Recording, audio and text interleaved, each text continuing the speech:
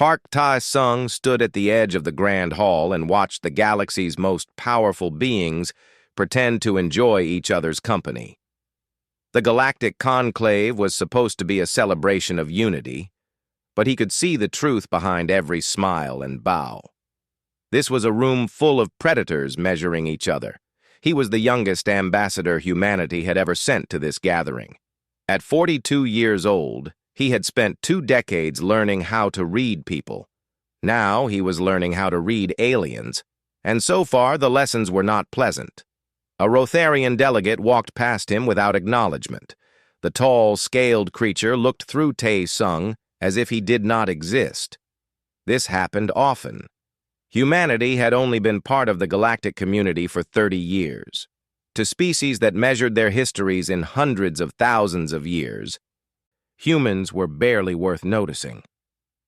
"They are staring at us again," Lieutenant Yoon Da-hee said quietly. She stood 2 steps behind him, wearing her formal uniform. Her hand never strayed far from her sidearm, even at a diplomatic function. "The Mortith delegation, 3rd table from the fountain." Tai-sung did not turn to look. "I know. They have been watching us since we arrived. Should I be concerned?" "Always be concerned, but do not show it."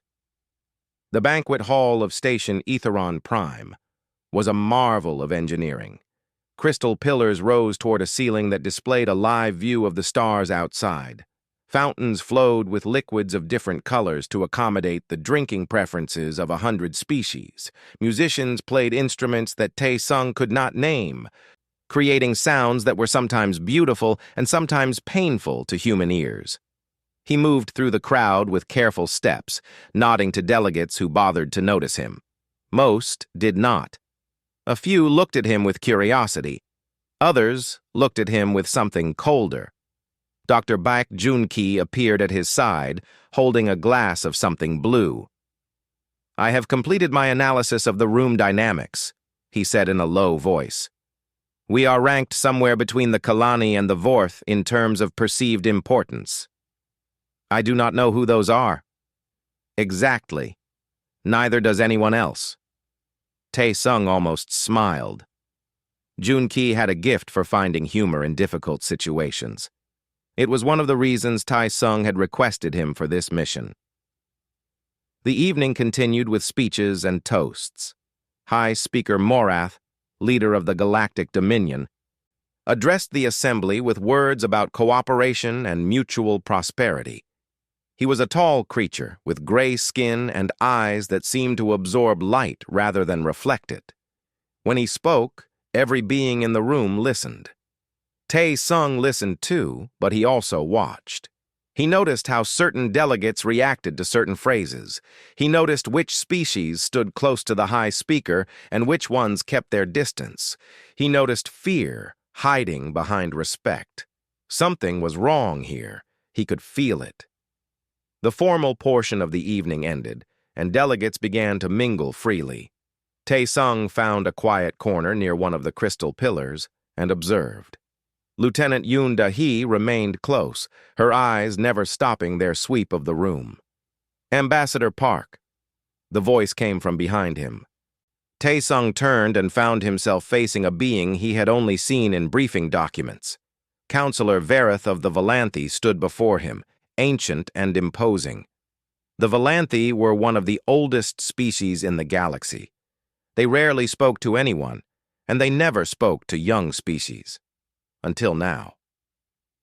"Counselor Vareth," Tai-sung said, bowing slightly, "this is an unexpected honor." The alien studied him with eyes that held depths Tai-sung could not measure. Vareth was tall and thin, with skin that shifted colors like oil on water.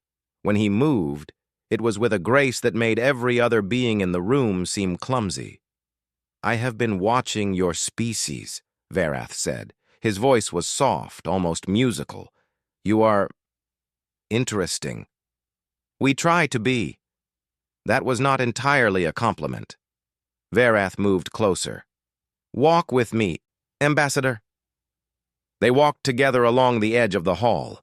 Lieutenant Yoon Da-hee followed at a distance, her confusion visible on her face. Tae-sung knew what she was thinking. This was not normal. This was not how things worked at the conclave.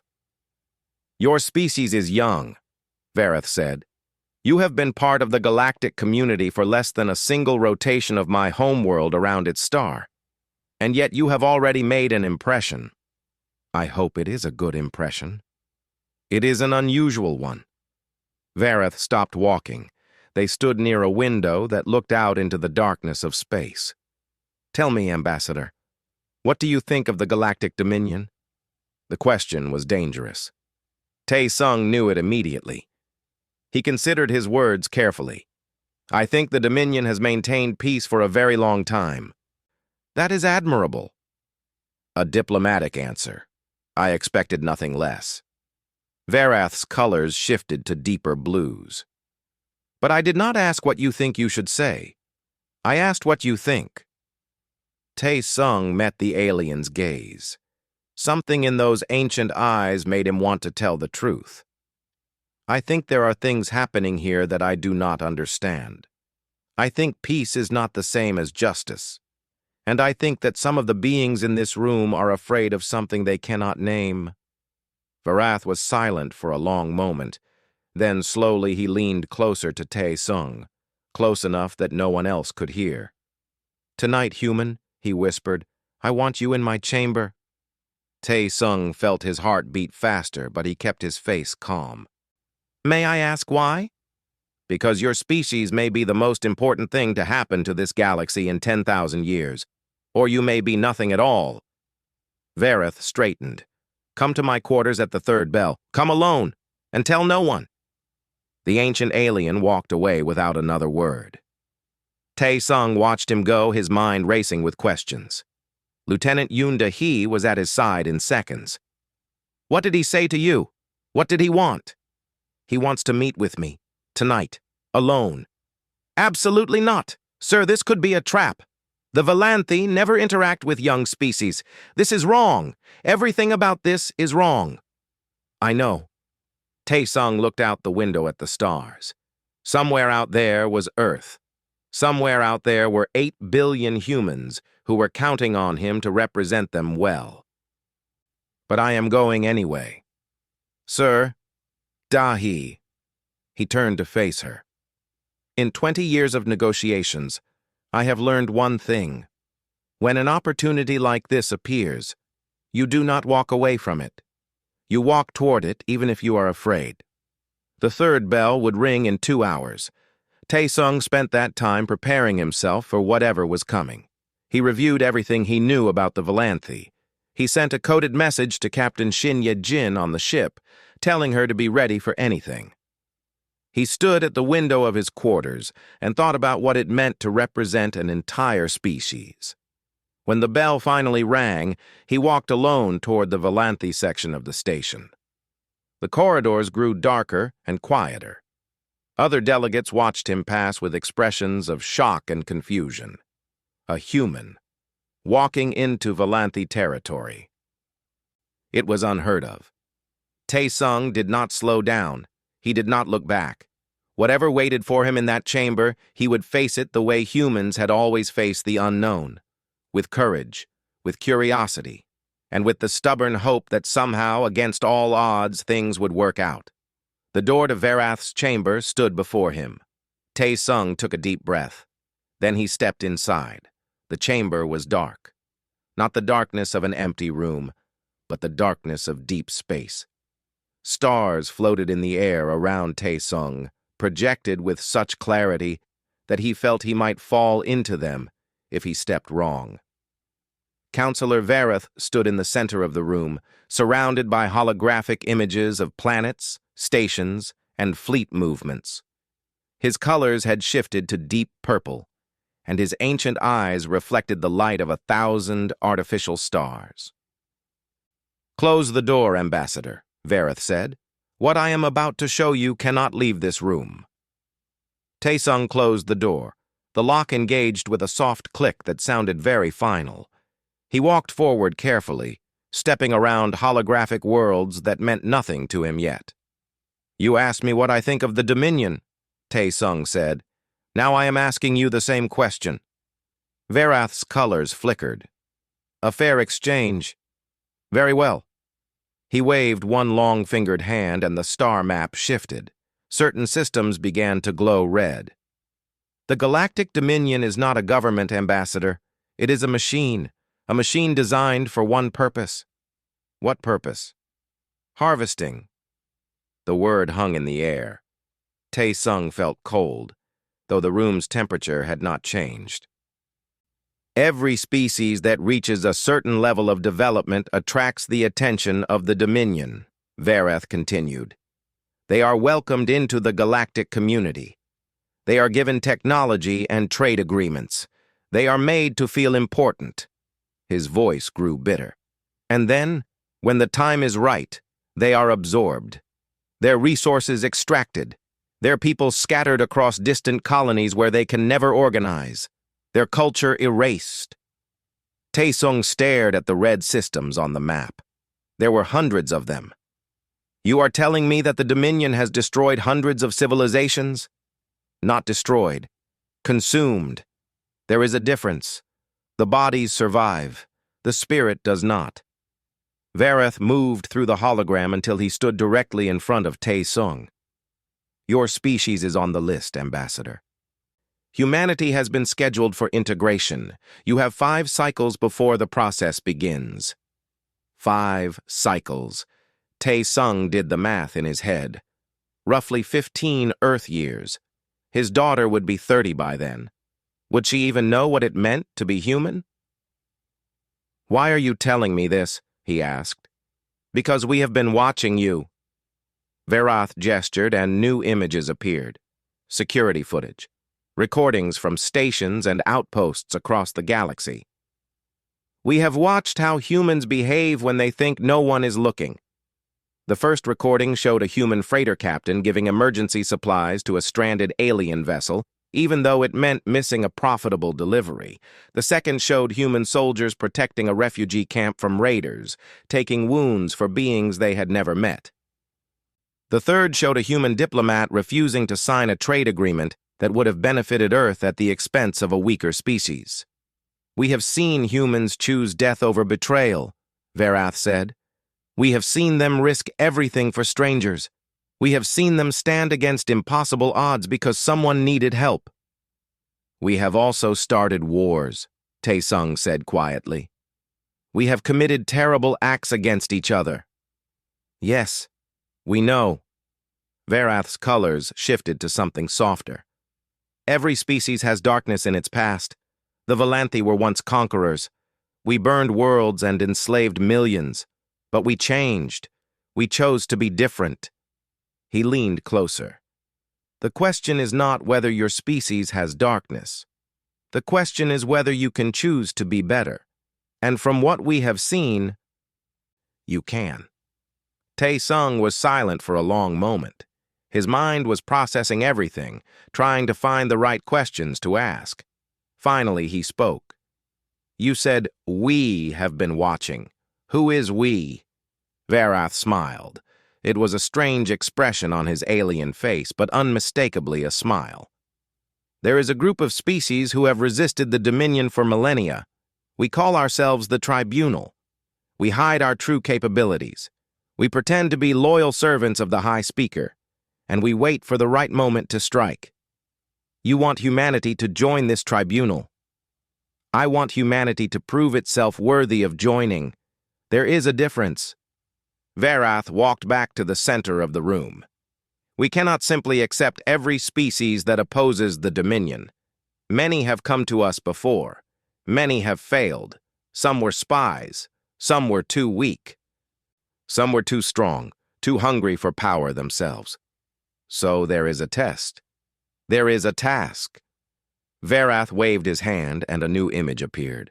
A moon, gray and cold, covered in structures that looked like fortresses. This is Keth Vora. It is a Dominion prison. Inside is a tribunal agent who was captured while gathering intelligence. The agent has information that could save millions of lives. You want us to rescue this agent? I want you to try. Verath's voice was heavy with something that might have been grief. The prison is designed to be impenetrable. No species has ever successfully broken out of HFY. Most who try are killed or captured themselves. Tae-sung studied the image of the prison moon. It was massive, heavily defended, and very far from any friendly territory. Who is the agent? Varath was silent for a moment. When he spoke, his colors had faded to pale gray. The agent is my child, Kira Vel. She was captured 3 cycles ago. I have spent every moment since then trying to find a way to save her. The tribunal cannot act openly, and our other agents have failed. You are asking us to do what your own people could not. I am asking you to do what no one has done. That is the test, Ambassador. Not whether you succeed, but how you try, the method you choose, the choices you make when everything seems impossible. Varath met Tae-sung's eyes. Will you accept? Tae-sung thought about his crew, about Lieutenant Yoon Da-hee and her fierce loyalty, about Dr. Baek Jun-ki and his brilliant mind, about Captain Shin Ye-jin and her courage. He thought about Earth, vulnerable and unsuspecting, waiting to be consumed by a machine that had been operating for longer than human civilization had existed. He thought about 15 years. That was all the time they had. I need to speak with my people, he said finally. This is not a decision I can make alone. Of course, but you must decide quickly. Every day Kira Vel remains in that prison is another day she might break. Another day the information she carries might be lost. Tae-sung nodded. He turned to leave, then stopped. Counselor, why did you approach me at the banquet? Why did you whisper? You could have contacted me in secret a dozen other ways. Varath's colors shifted to something that might have been amusement. Because I wanted to see how you would react. Would you be afraid? Would you be suspicious? Would you walk away from something strange and unknown? He paused. You walked toward it. That told me everything I needed to know. Tae-sung left the chamber with his head full of stars and secrets. He walked back through the quiet corridors, past delegates who watched him with new expressions. Word had spread. The human ambassador had entered Volanthi territory and emerged alive. Something had changed. He found his team waiting in the human delegation's quarters. Lieutenant Yoon Da-hee stood when he entered, relief and worry fighting for control of her face. Dr. Baek Jun-ki looked up from his datapad. Captain Shin Ye-jin appeared on a screen, watching from the ship. Well? Da-hee asked. What happened? What did he want? Tae-sung sat down heavily. For a moment he simply breathed. Then he began to speak. He told them everything. The Dominion, the Tribunal, the prison moon, the impossible task. He watched their faces as they processed the information, watched disbelief give way to anger, give way to determination. When he finished, Captain Shin Ye-jin was the first to speak. So we have 15 years before they come for Earth. And the only way to stop them is to join a secret rebellion by rescuing someone from an impregnable prison. Yes. Good. She smiled, a fierce expression that Tae-sung knew well. I was getting bored anyway. Lieutenant Yoon Da-hee stepped forward. Sir, whatever you decide, I am with you, to the end. Dr. Baek Jun-ki adjusted his glasses. Impregnable is just a word. Every system has weaknesses. We simply need to find them. Tae-sung looked at his team. His family, really. They had followed him across the galaxy, into the unknown, and they would follow him further still. Then we have work to do, he said. We have a prison to break. The human vessel Horizon's Edge slipped away from Aetheron Prime under the cover of a routine supply run. No one paid attention to the small ship. That was exactly what Captain Shin Ye-jin wanted. Take us to the edge of the Keth system, she ordered. Quiet approach. No transmissions. The crew moved with purpose. They were a small group, just 23 humans aboard a ship designed for 30. Every one of them had volunteered for this mission after Tae-sung explained what was at stake. None of them had hesitated. In the planning room, Tae-sung stood before a holographic display of the prison moon. Dr. Bayek Jun-ki had spent the past 3 days analyzing every piece of information they could gather. Lieutenant Yoon Da-hee had studied the security protocols. Now they were ready to share what they had learned. Kethvora was built 8,000 years ago, Jun-ki said, pointing to the display. It has never had a successful escape. The Dominion uses it for political prisoners, intelligence operatives, and anyone they consider a serious threat. The security is designed by species who have been perfecting prison systems longer than humans have existed. What are we facing? Tae-sung asked. 3 defense rings around the moon, energy barriers that can stop any ship, automated weapons that track targets faster than any pilot can react, ground defenses that include patrol drones, sensor networks, and guard stations staffed by Mordith soldiers. Da-hee pulled up another image. The prison itself is underground, 7 levels. Cells are made from a material that blocks all forms of communication. Prisoners are kept in isolation. No contact with each other. No contact with the outside world. And Kiravel? Where is she being held?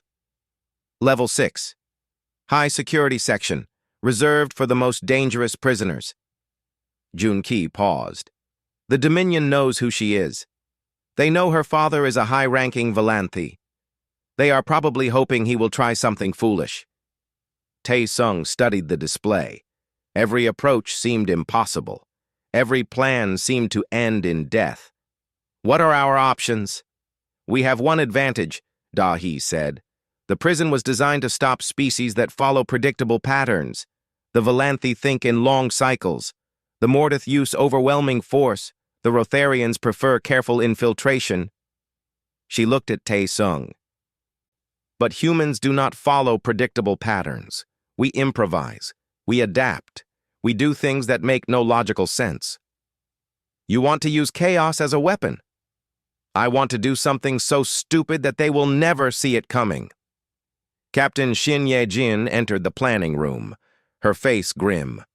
We have another problem. I just received word from our contacts. The Dominion is moving Kiravel in 4 days.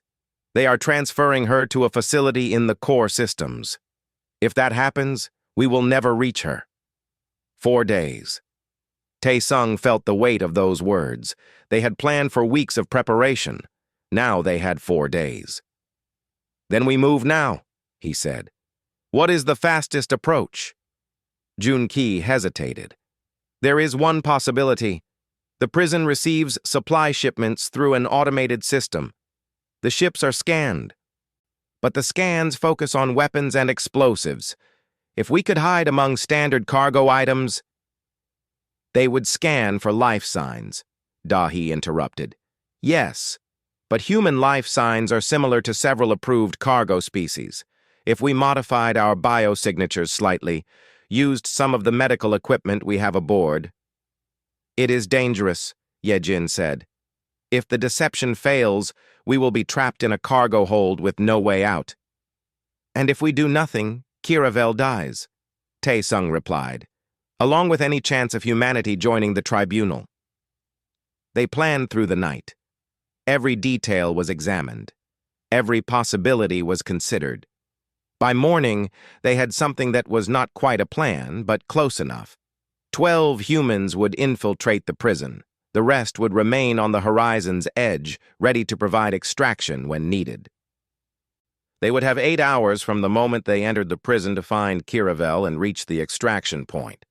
After that, the automated systems would detect the intrusion, and escape would become impossible. 8 hours to do what no one had done in 8,000 years. The supply ship approached Kethvora on schedule. Inside its cargo hold, hidden among containers of food and equipment, 12 humans waited in silence. Their biosignatures had been masked. Their weapons were made of materials that would not trigger alarms. Their hearts beat with fear and determination in equal measure. Tae-sung lay in his container, barely breathing. He could hear nothing from outside. The scanner would pass over them at any moment. If it detected anything wrong, this mission would end before it began. Seconds stretched into eternities. Then the container lurched. They were moving. "We are through." Dahi's voice came through his earpiece, barely a whisper. "First checkpoint cleared." The cargo was transferred to a holding area inside the prison. Tae-sung counted the seconds, waiting for the signal. When it came, he pushed open his container and emerged into dim light. The holding area was empty except for cargo and his team. They moved quickly, forming up in practiced patterns. No words were needed. They had rehearsed this 100 times on the journey here. Jun-ki led them to an access panel. His fingers moved across alien technology with surprising confidence. "I am accessing the prison systems. Give me 30 seconds. They did not have 30 seconds. A patrol drone rounded the corner 20 seconds in. Dahi reacted before anyone else could move. She did not reach for her weapon. Instead, she grabbed an empty container and threw it across the corridor. The drone tracked the movement, confused by the sudden action. In that moment of hesitation, she was on it, disabling its systems with a device Jun-ki had designed. "Done," Jun-ki said. "I have a route to level 6, but we need to move. Now." They moved through the prison like ghosts. Every corridor was a risk. Every corner could hide detection. The humans used every trick they knew, distracting sensors, avoiding patrols, creating false signals to draw attention away from their real path. On level 4, they encountered their first real obstacle, a checkpoint manned by 3 Mortith guards. There was no way around it. "We need a distraction," Tae-sung whispered. "I have an idea," Dahi said. "But you are not going to like it." She stepped out into the open before anyone could stop her. The guards reacted instantly, weapons raised. She raised her hands above her head. "I surrender," she said loudly. "I am a human. I am here alone. I want to defect to the Dominion." The guards were confused. This made no sense. A human walking into a maximum security prison offering to surrender? It had to be a trap. But what kind of trap? While they debated what to do, the rest of the team slipped past them through an alternate route. By the time the guards realized something was wrong, Dahi had already disabled 2 of them with moves they never saw coming. The third fell to a precise strike from Tae-sung, who had circled back to help. "I told you that you would not like it," Dahi said, breathing hard. Level 6 was colder than the others. The cells here were sealed behind multiple layers of security. But Jun-ki had been studying the systems. He knew which codes to use, which patterns to exploit. Kiravel's cell door opened with a soft hiss. She was thin and pale, her colors faded from lack of light. But when she saw them, something flickered in her eyes. Confusion first. Then recognition. "Humans," she whispered. "My father sent humans?" "He sent people who wanted to help," Tae-sung said. "Can you walk?" "I can try." They supported her between them as they moved toward the extraction point. The 8 hours were almost up. They needed to be outside the facility before the alarms triggered. They were climbing toward the surface when everything went wrong. An explosion rocked the corridor. Not their doing. Someone else had triggered something. Alarms began to scream. Lights flashed red. "Run!" Yejin's voice crackled through their earpieces. "The extraction point is compromised. Move to secondary location." They ran. Mortith guards poured into the corridors behind them. One of the human team members, a young engineer named Choi Min-soo, took a hit to his shoulder. He stumbled but kept moving, blood streaming down his arm. "Leave me," he gasped. "I am slowing you down." "We do not leave anyone," Tae-sung said. "Ever." They carried him between them, fighting through the last barriers, pushing through pain and exhaustion. The secondary extraction point was a narrow maintenance shaft that led to the surface. They climbed through it one by one, helping each other over obstacles, refusing to give up. When they finally emerged onto the moon's surface, the horizon's edge was waiting, Its cargo bay door was open, and Captain Shin Ye-jin stood at the entrance, waving them forward. They made it aboard with seconds to spare. The ship rose from the surface as weapons fire lit up the space around them.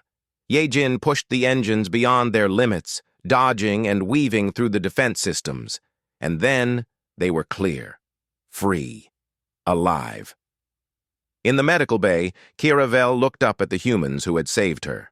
Her colors had begun to return, pale blues and greens flickering across her skin. "Why?" she asked. "You do not know me.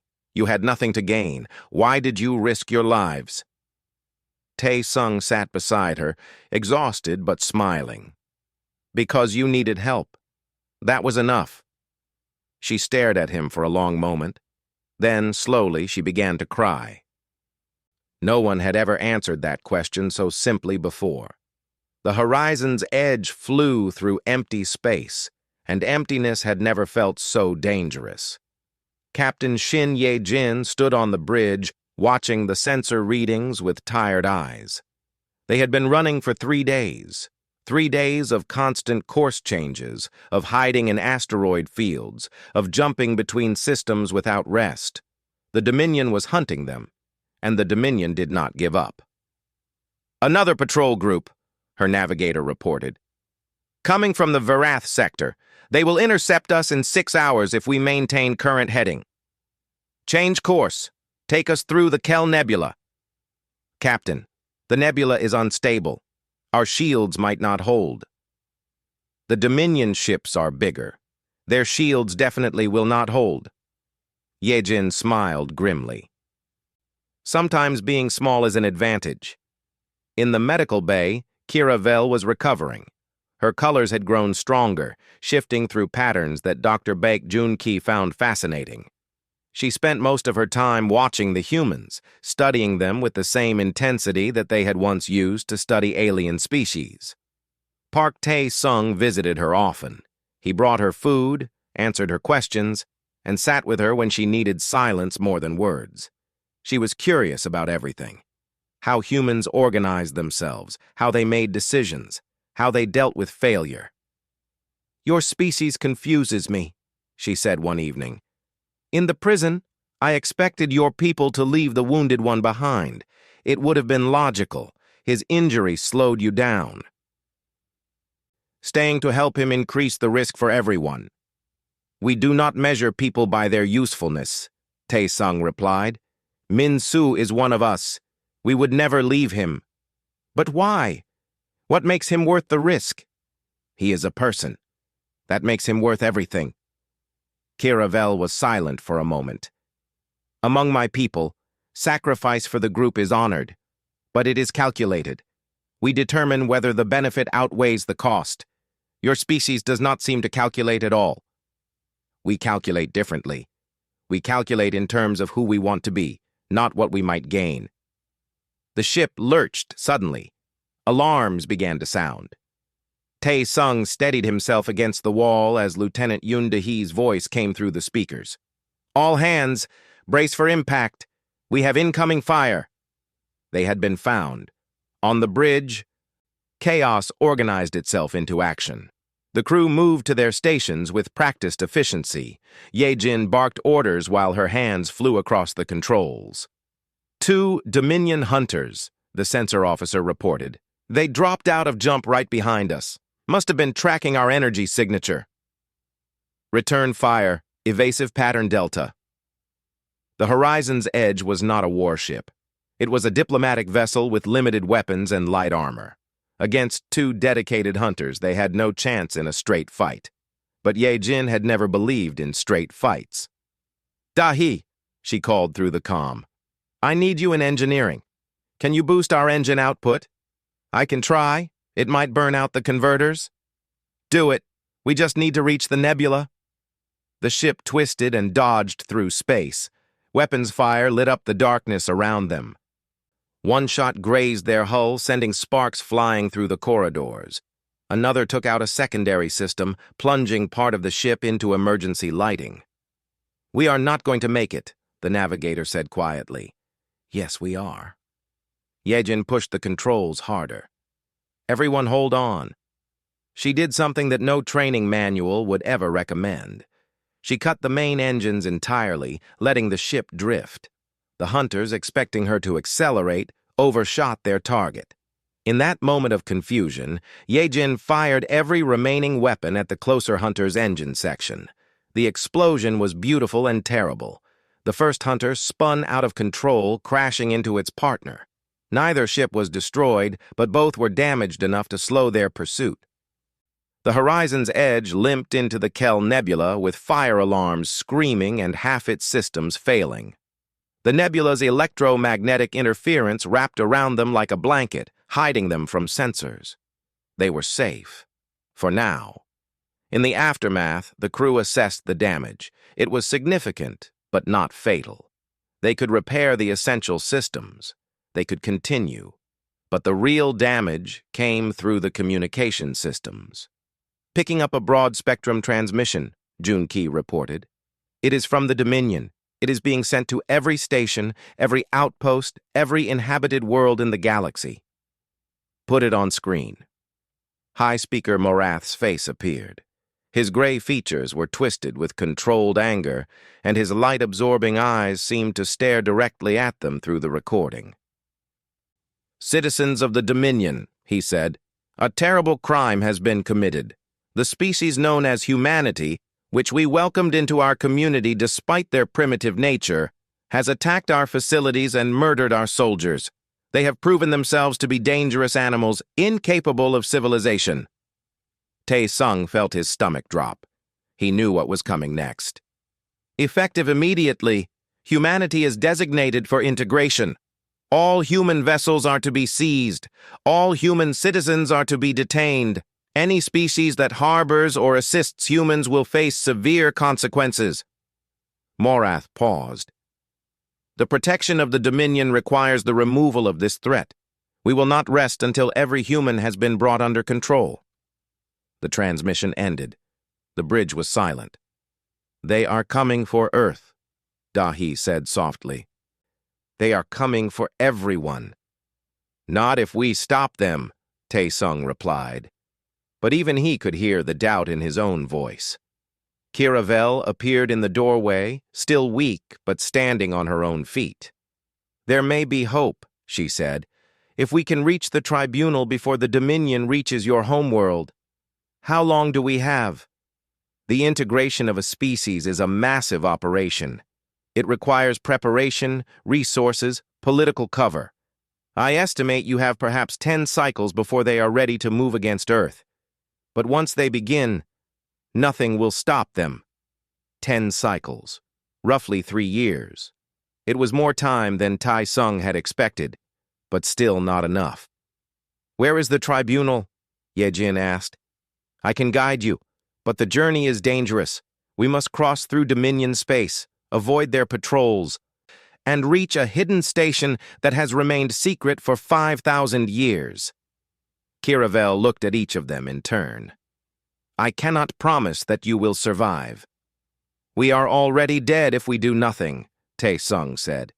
"At least this way, we die trying." The repairs took 2 days. During that time, Kiravel shared everything she knew about the Dominion, the Tribunal, and the galaxy's hidden history. The humans listened and learned. They asked questions that surprised her with their insight. "Why has no one stopped the Dominion before?" Junki asked.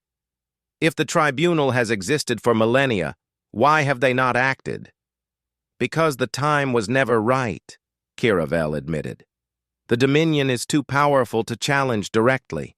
The Tribunal has been waiting for something to change, something that would tip the balance." She looked at him. "We were hoping for a new weapon, a new technology. We never expected it would be a species." "We are not weapons," Dahi said sharply. "No, you are something more dangerous." Kiravel's colors shifted to deep blue. "You are an idea. The idea that things can be different, that power does not have to mean cruelty, that strength can come from kindness instead of fear." She paused. The Dominion has controlled the galaxy by convincing everyone that this is how things must be. If humanity proves them wrong, everything changes. The Horizon's Edge emerged from the nebula and set course for tribunal space. Behind them, the Dominion was mobilizing. Ships were gathering. Plans were being made.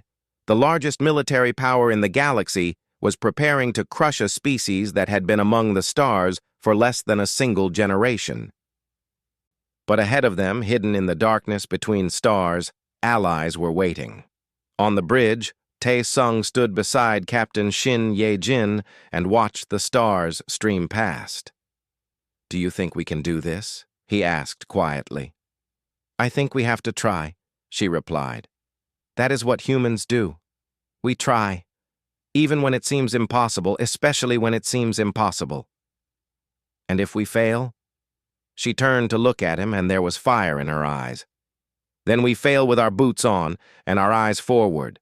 We fail fighting for something that matters, and maybe, just maybe, someone else sees our failure and decides to try too."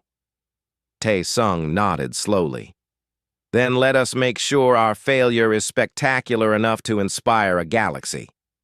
For the first time in days, Captain Shin Ye-jin laughed. The tribunal station existed in a place that should have been empty. Charts showed nothing here. Sensors detected nothing here.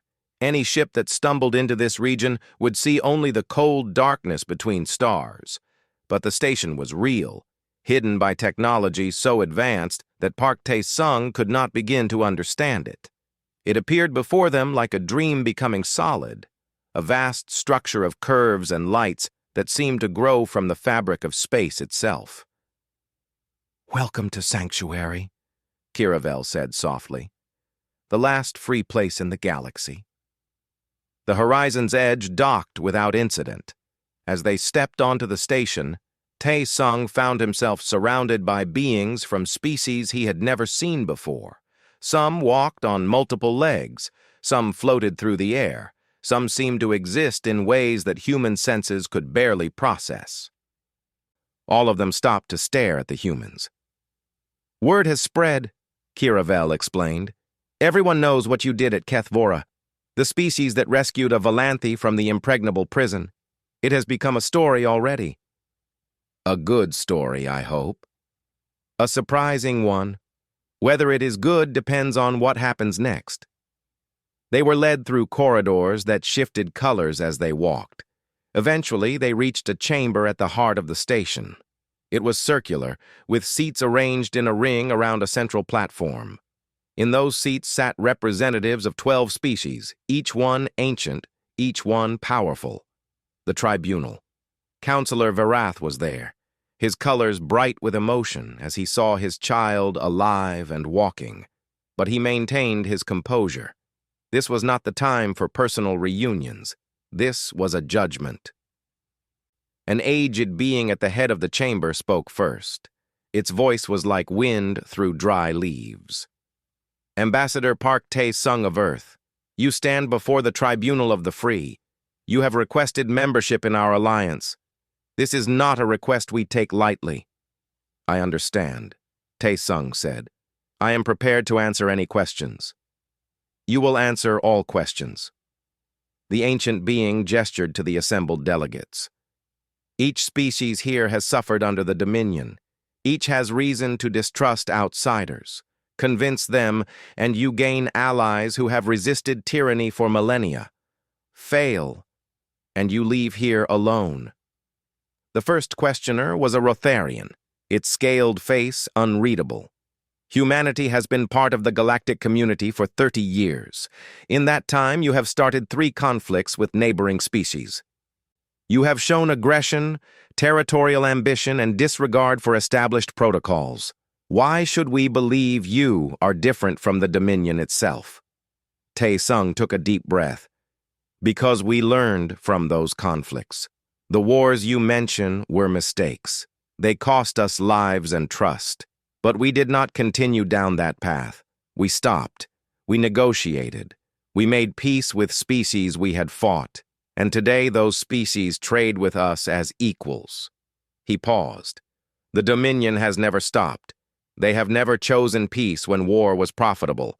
That is the difference. A floating being wrapped in light spoke next.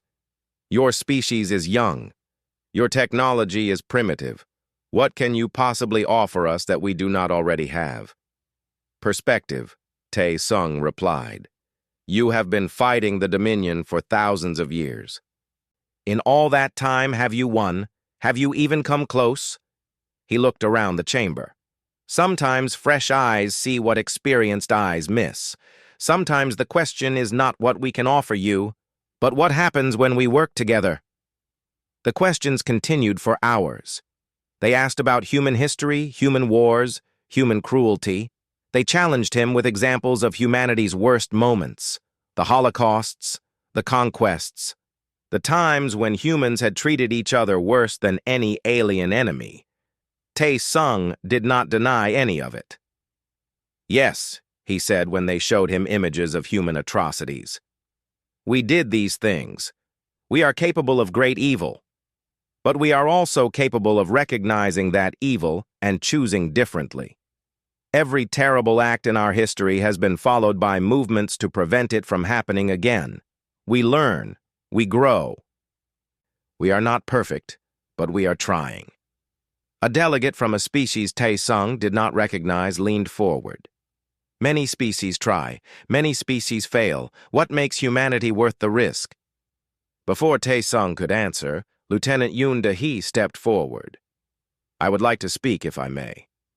The tribunal murmured among themselves. This was unusual. But after a moment, they granted permission. Da-hee stood straight, her uniform still bearing scorch marks from the escape through the nebula. I am not a diplomat. I am a soldier. I have spent my life protecting people who cannot protect themselves. I do not have clever words or grand arguments. She looked around the chamber, meeting each alien gaze directly. What I have is a choice. Every day I choose to serve, not because someone forces me, not because I will gain something, because I believe that protecting others is the right thing to do. Her voice grew stronger. On Keth Vora, one of our people was wounded. He told us to leave him behind. He said he was slowing us down, and he was right. Staying to help him nearly got us all killed. She paused.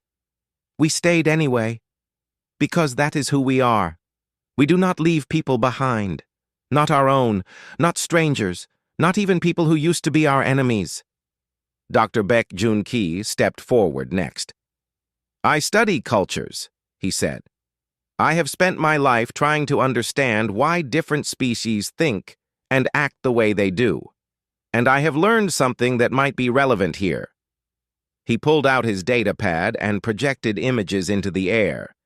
These are examples of human cooperation, strangers pulling each other from floods, enemies laying down weapons to save wounded soldiers from the other side, entire communities rebuilding after disasters, not because anyone ordered them to, but because helping is what felt right. Every species cooperates, a tribunal member said dismissively. Within their own group, yes, but humans cooperate across boundaries. We form bonds with other species, other cultures, even other forms of life. We adopt animals as family. We mourn the deaths of creatures we have never met. We feel empathy that extends beyond any logical limit. Joon-ki lowered his data pad. I cannot prove that this makes us valuable, but I believe it makes us different. Finally, Kira Vel stood. Her colors were strong now, shifting through shades of determination and hope. I was a prisoner of the Dominion. I expected to die alone, forgotten. These humans came for me. They did not know me. They had nothing to gain. They simply saw someone who needed help and decided to act. She turned to her father. You asked them to prove themselves, father. You set them an impossible task, and they succeeded. Not through superior technology, not through overwhelming force, through the simple, stubborn refusal to abandon someone in need. Her voice rang through the chamber. If that is not proof enough, Then I do not know what would be. The tribunal deliberated in silence. Minutes stretched into an hour. Tae Sung stood with his team, waiting, hoping. Finally, the ancient being at the head of the chamber raised one withered limb for attention. The tribunal has reached a decision. Tae Sung held his breath. The vote is tied. 6 species favor admission. 6 oppose. The ancient being turned to Counselor Verath. The decision falls to you, Counselor. How do you vote? Verath rose slowly. His colors cycled through patterns that Tae Sung could not read. For a long moment, he simply looked at the humans standing before him. Then he spoke. I vote yes. Relief flooded through Tae Sung. Around him, his team exhaled together. They had done it. They were part of the tribunal. But, Verath continued, and the relief turned to tension, there is a condition. Humanity must not simply join our alliance. Humanity must lead our next mission. What mission? Tae Sung asked. The mission that will determine the fate of the galaxy. Verath's colors darkened. We are going back to Aetheron Prime, back to the Conclave. And we are going to expose the Dominion's true nature to every species in the galaxy. Tae Sung looked at his team. They nodded, one by one. We accept, he said. The ancient being at the head of the chamber made a sound that might have been a laugh. Then welcome to the tribunal, Ambassador Park. We have waited a very long time for someone like you. The war for the galaxy was about to begin. Station Aetheron Prime glittered against the darkness of space, larger and more imposing than Park Tae Sung remembered. The Galactic Conclave was in full session. Representatives from hundreds of species had gathered to witness what the Dominion was calling justice, the trial of humanity. Are you sure about this? Captain Shin Ye-jin asked through the secure channel. She was holding position with the tribunal fleet just outside sensor range, ready to act when needed. No, Tae Sung admitted, but it is our only chance. The plan was simple in concept and terrifying in execution. The humans would return to the Conclave as prisoners, apparently captured by Dominion forces. Once inside, they would find a way to broadcast the truth about the Dominion to every delegate present. Tribunal agents were already positioned throughout the station, ready to ensure the signal reached its destination. Everything depended on timing. Everything depended on High Speaker Morath believing his victory was complete. The Dominion shuttle approached the station with its human cargo. Lieutenant Yoon Da-hee sat in restraints beside Tae Sung, her face carefully blank. Dr. Baek Joon-ki was on the other side, his hands bound, but his mind racing through possibilities. They had hidden communicators under their skin. They had mapped every route through the station. They had practiced their roles until they could play them in their sleep. Now they had to make it real. The shuttle docked, and Dominion guards escorted them through corridors filled with staring aliens. Word had spread quickly. The humans who had defied the Dominion, who had rescued a prisoner and fled across the galaxy, had finally been caught. Species that had once ignored humanity now watched with curiosity, fear, or satisfaction. The Grand Hall had been transformed into a courtroom. High Speaker Morath sat on a raised platform surrounded by his advisors. Below him, seats were arranged for thousands of witnesses. Every species with representation at the conclave was present. Tae Sung was brought before the assembly and forced to his knees. Ambassador Park Tae Sung, Morath announced, his voice carrying through the vast space. You stand accused of terrorism, murder, and crimes against the peace of the galaxy. How do you plead? Not guilty, Tae Sung said clearly. Murmurs rippled through the crowd. Morath's light-absorbing eyes seemed to grow darker. You deny attacking our facility on Kethvora? You deny killing Dominion soldiers? I deny that those actions were crimes. I was rescuing an innocent prisoner from illegal detention. Illegal? Morath's voice rose. The Dominion defines what is legal. We have maintained peace in this galaxy for longer than your species has existed. Who are you to challenge our authority? I am human. Challenging authority is what we do. More murmurs, some shocked, some amused. Morath raised a hand for silence. Your defiance is noted, but it changes nothing. You have committed crimes against the Dominion, and you will face the consequences. He looked out at the assembled delegates. Let this be a lesson to all who would oppose us. The Dominion is eternal. The Dominion is inevitable. Resistance is futile. Tae-sung took a breath. This was the moment. I request the right to speak in my own defense. Morath hesitated. The request was covered by ancient protocols that even he could not easily dismiss. To refuse would make him look weak. To accept might give Tae-sung a platform. You have 5 minutes, Morath said finally. Choose your words carefully. They may be your last. Tae-sung rose slowly, his restraints limiting his movement but not his voice. He looked out at the thousands of beings watching him. Somewhere in that crowd, tribunal agents were waiting. Somewhere, Kira Vel was positioning herself near the broadcast controls. Somewhere, Captain Shin Ye-jin was counting down the seconds. I did not come here to defend myself, he began. I came here to tell you the truth. The truth is what the Dominion decides, Morath interrupted. No, the truth is the truth, regardless of who tries to hide it. Tae-sung's voice grew stronger. The Dominion has told you that they protect the galaxy, that they maintain peace, that integration is a gift they offer to developing species. He paused. But what they have not told you is what integration actually means. A signal passed between tribunal agents. The broadcast systems began to activate, routing Tae-sung's words to every corner of the station, every ship in orbit, every relay that could carry the signal outward. Integration means absorption. It means the slow destruction of your culture, your independence, your very identity. It means being scattered across distant worlds where you can never organize. It means watching your children forget who they are. Morath rose from his seat. Silence him! Guards moved toward Tae-sung, but Da-hee and Jun-ki moved faster.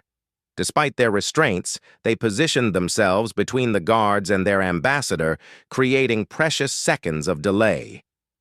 Ask yourselves, Tae-sung shouted. What happened to the Velori, the Cathani, the Moranthi, dozens of species that once had seats in this very hall? Where are they now? The crowd stirred. These were names that had not been spoken in generations. They were integrated, Tae-sung continued, consumed by a machine that has been operating for longer than most of you can imagine. And according to that machine's schedule, your species is next. Maybe not today, maybe not tomorrow, but eventually every one of you will face the same fate. Morath had reached the edge of the platform, his face twisted with rage. These are lies, propaganda from terrorists. Then prove me wrong. Tae-sung met the High Speaker's gaze without flinching. Open your archives. Let the galaxy see what happened to all those species. Let them see the truth. In the broadcast center, Kira Vel's fingers flew across controls. The archives were protected, but tribunal agents had been planting backdoor access for centuries. Within seconds, files began to appear on every screen in the hall. Records of species marked for integration, timelines showing their absorption, efficiency reports measuring the resources extracted, mortality statistics carefully hidden from public view. The evidence was overwhelming and undeniable. The crowd erupted into chaos. Species that had trusted the Dominion now saw the truth of their future. Delegates turned to each other, to their guards, to Morath himself, demanding answers. This changes nothing, Morath screamed. The Dominion will not be challenged by primitives and traitors. He activated a personal communicator. All Dominion forces secure the station. No one leaves until order is restored. Outside, weapons platforms powered up. Defense ships moved into position. The station was going into lockdown. But Morath had made a mistake. He had assumed that the tribunal had only planned for exposure. He had not considered that they had planned for his reaction. The tribunal fleet emerged from their hiding place. Dozens of ships, each representing a species that had resisted the Dominion in secret for millennia. They engaged the defense platforms, while smaller vessels moved toward the station. "Captain Shin, you are cleared for approach," Tae-sung said into his hidden communicator. "Understood. Coming in hot." Dahi had disabled 3 guards and freed herself from her restraints. Jun-ki was at a terminal helping Kiravel maintain the broadcast signal. All across the station, tribunal agents revealed themselves, protecting key systems and guiding confused delegates toward evacuation points. Tae-sung faced Morath across the chaos of the hall. "It is over, High Speaker. The galaxy knows what you are." "It is never over." Morath's voice was cold with fury. "If I cannot have this galaxy's obedience, I will have its fear." He activated a final command on his communicator. Throughout the station, explosions began to rock the structure, not enough to destroy it immediately, but enough to start a cascade failure. The shields dropped. The power fluctuated. Emergency alarms screamed through every corridor. "If I must die here," Morath said, "then I will take everyone with me." The humans had minutes to save everyone on the station. Minutes to prove that everything they had claimed about humanity was true. Tae-sung did not hesitate. "Everyone who can hear me," he broadcast on all channels, "forget the fighting. Focus on evacuation. Help anyone who needs it. We survive this together or not at all." And across the station, beings from dozens of species began to listen. Station Etheron Prime was dying. Explosions continued to rip through its structure. Corridors collapsed. Fires spread through sections that had stood for thousands of years. Emergency systems failed one after another, and in the midst of the chaos, beings who had been enemies minutes before began to work together. Park Tae-sung ran through a smoke-filled hallway, helping a wounded Rotharian delegate who could barely walk. Lieutenant Yoon Da-hee directed traffic at a junction, pointing species toward escape pods with calm efficiency. Dr. Bayek Jun-ki worked with alien engineers to reroute power to critical systems, buying time for evacuation. "Humans!" a voice called out. A group of Mordath soldiers, former Dominion guards, stood at an intersection. Their weapons were raised. "You did this! You destroyed everything!" Tae-sung stopped, but did not flinch. "We revealed the truth. The High Speaker is destroying this station, not us." He looked at the soldiers steadily. "You can shoot us, or you can help save the people you swore to protect. That is your choice." The soldiers exchanged glances. Then, slowly, they lowered their weapons. "What do you need us to do?" their leader asked. "Section 7 is cut off. There are civilians trapped. Your armor can withstand the heat. Can you reach them?" The soldiers moved without another word. Throughout the station, similar scenes played out. Species that had never spoken to each other joined hands to clear debris. Ancient enemies shared oxygen masks as life support failed. A Valanthi elder guided a group of young delegates through a service tunnel, using knowledge that had been secret for centuries. On the bridge of the horizon's edge, Captain Shin Ye-jin pushed her damaged ship harder than it had ever been pushed before. The tribunal fleet was engaged with Dominion forces outside the station, but that was not where she was needed. "There are ships trapped in the docking bays," she announced. "They cannot launch because the bay doors are damaged. I am going to clear a path." "Captain, that area is heavily damaged," her navigator warned. "We might not survive the approach. Then we will die doing something that matters." She gripped the controls. "All hands, prepare for close approach." The horizon's edge dove toward the station.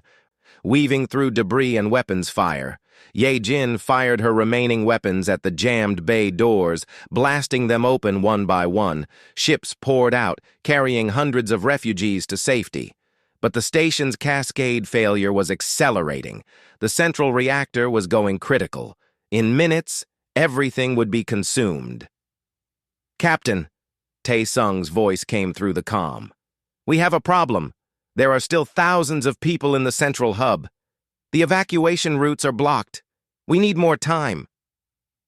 Ye Jin looked at her readings. The only way to slow the reactor failure was to disrupt its power feed. And the only way to do that was to ram something into the primary conduit, something ship-sized. She did not hesitate. "All hands, prepare for emergency evacuation to the station. Transfer to the nearest secure vessels." She locked in the collision course. "This is Captain Shin Ye Jin signing off. It has been an honor." "Ye Jin, no!" Tae-sung shouted. "Get those people out, Ambassador. That is an order." The crew evacuated. Ye Jin stayed at the helm, guiding her ship on its final journey. The horizon's edge struck the power conduit with perfect precision. The explosion disrupted the reactor's cascade, buying precious minutes. But it also punched a hole in the station's outer hull.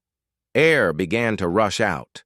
Emergency bulkheads struggled to seal the breach, and suddenly there was a new crisis to face. In the central hub, Tae-sung felt the floor shake beneath him. He saw the readings on a nearby terminal. They had maybe 10 minutes before the station tore itself apart completely. "Everyone move!" he shouted. "Head for the upper docking bays, now!" He helped carry the wounded. He directed traffic. He made decisions in split seconds that determined whether people lived or died. And all around him, he saw others doing the same. Humans and aliens working side by side. No thought of species or politics or ancient grudges, just survival. Together. They reached the upper docking bays as the last ships were preparing to launch. Tae-sung counted heads, making sure everyone was aboard. He was about to climb onto a transport when he saw movement in a collapsing corridor behind him. High Speaker Morath, wounded, alone, trying to drag himself toward the ships. For a moment, Tae-sung considered leaving him. This being had ordered the destruction of everything. He had tried to kill millions. He deserved whatever fate found him. But that was not who humans were. Tae-sung ran back. He grabbed Morath and pulled him toward the transport, ignoring the alien's weak protests. "Why?" Morath rasped. "I tried to destroy you." "I know." Tae-sung heaved him onto the ship. "But I am not going to become you." The transport launched seconds before the corridor collapsed. They watched through the viewport as Aetheron Prime came apart, pieces of ancient structure spinning away into space. A station that had stood for millennia, reduced to debris in minutes. But the people had survived. Thousands of beings from hundreds of species, saved by cooperation that had seemed impossible just hours before. The aftermath was chaotic but hopeful. Tribunal ships rescued survivors. Dominion forces, seeing their leader captured and their station destroyed, began to surrender. The broadcast of the truth was spreading across the galaxy, reaching worlds that had never questioned the Dominion's authority. In a makeshift medical bay, Tae-sung found Counselor Verath standing beside Kira Vel. Father and child, reunited at last. "Captain Shin Ye Jin gave her life to save the station," Tae-sung said quietly. "She was the bravest person I knew." Verath bowed his head. "Her sacrifice will be remembered. By my people. By all peoples. I do not want her remembered as a sacrifice. I want her remembered as someone who saw others in danger and refused to look away." Kira Vel stepped forward. Her colors were bright with emotion. "When you first came to rescue me, I asked why. You said it was because I needed help. That was enough." She paused. "I understand now. It really is that simple for your species. It should be that simple for everyone." In the days that followed, the galaxy transformed. Species that had served the Dominion out of fear began to demand answers. The tribunal emerged from hiding, offering an alternative to tyranny, and humanity, the young species that had been dismissed as primitive, found itself at the center of a new alliance. Delegates sought out the human ambassador, asking for guidance, for partnership, for the simple reassurance that things could be different. "We are not looking for an empire," Tai Sung told them. "We are looking for friends, allies, beings who believe that cooperation is better than domination." Morath was tried by a council of species he had once controlled. His crimes were exposed in full, but even he was not executed. Instead, he was sentenced to witness the galaxy he had ruled transform into something better.